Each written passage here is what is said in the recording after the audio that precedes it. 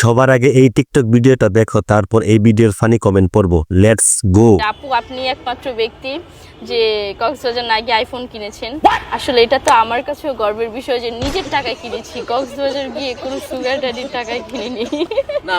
तो चलिए शुरू करते हैं। এখন সবাই চালাক, কেউ কক্সবাজার যায় না, পাশের প্লাটে গিয়ে আইফোন কিনে। যা বুঝবার আমি বুঝে গিয়েছি। কক্সবাজার সার্ভিসটা মনে হয় বাসায় হয়ে গেছে, তাই না? এখন ঘরের জানালা ফাঁক করে আইফোন নেওয়া যায়। আপনি ইমোতে কাজ করে নিয়েছেন।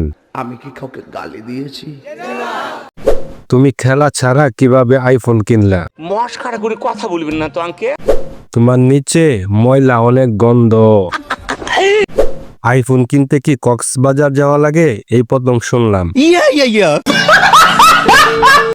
কক্সবাজার না, হোম সার্ভিস দিয়ে কেনা হয়েছে আইফোন।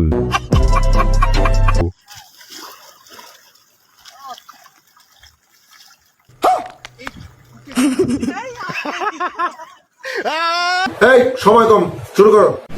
আচ্ছা, ওখানে ধরছে, সমস্যা কি? যেহেতু ধরতে দিছে তাহলে করতেও দিবে। চান্স পাইলে ছেড়ে দিতে নাই, চান্স পাইলে কাজে লাগাও। কেউ আমাকে চুলের মুঠে ধরে থাপাবা? দল্লি দল্লি টিপ মারলি না কেন ভাই? এটাই আফসোস। এই খুশিতে একটা মিসাইল হয়ে যাক।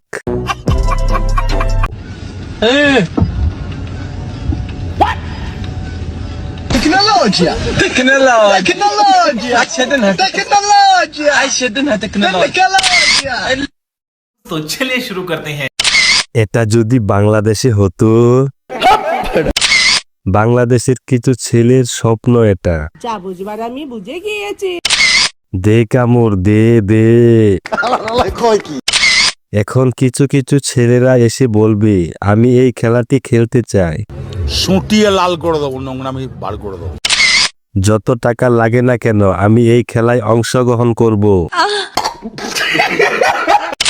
আমি আবার দেখব, দায়িত্ব তোমাদের। আপনি তো সেল সেলায় বেচতে যাইবেন।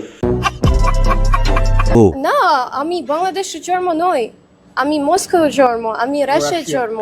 আমার বাবা ইন্ডিয়ান, আমার মা রাশিয়ান, আমার বাংলাদেশের সঙ্গে কোনো সম্পর্ক নেই। तो चलिए शुरू करते हैं। বাবা এলিয়েন, মা রসায়ন, নিজে মগায়ন। তুই বোন, তুই কোন শোকে বাংলাদেশে পইরে আছিস? আমি কি কাউকে গালি দিয়েছি? ঝুলন্ত দুই পাহাড়, কি ভাগ্য তাহার, যে করিয়াছে আহার। ওর বাবা এলিয়েন,